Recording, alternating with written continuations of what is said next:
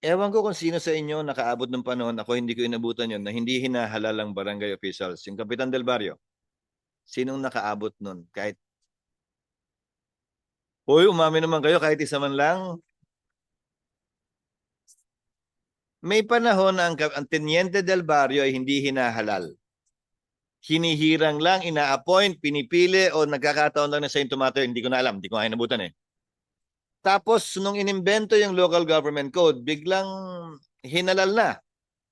At doon na nagsimula ang away, lalo na binigyan mo ng IRA, doon na nagsimula ng vote buying sa pinaka maliit na unit, na political unit ng ating bansa, na wala naman noon.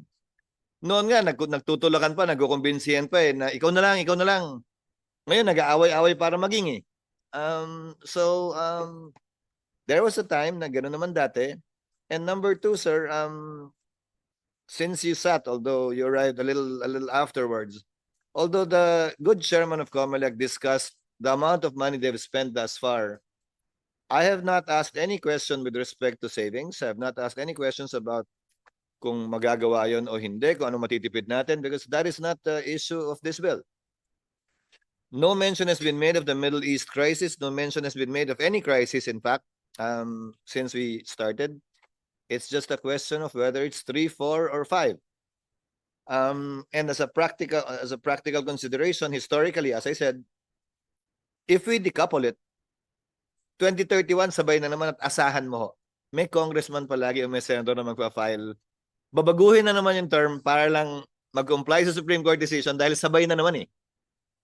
But if we do it now and set it at 5, it'll be about last time I checked, hindi na ako nakatuloy ng third decade, 3 dekada bago pumatong sa parehong taon na may local at national elections ang barangay at SK elections. So hopefully that will insulate it from any further tinkering by Congress with the intention of either fixing, or the real intention, as you say, maybe for some, of simply postponing the barangay elections. So we're trying to make do with what we have, actually, quite frankly, at 10%. But I do appreciate your position and comment on the matter.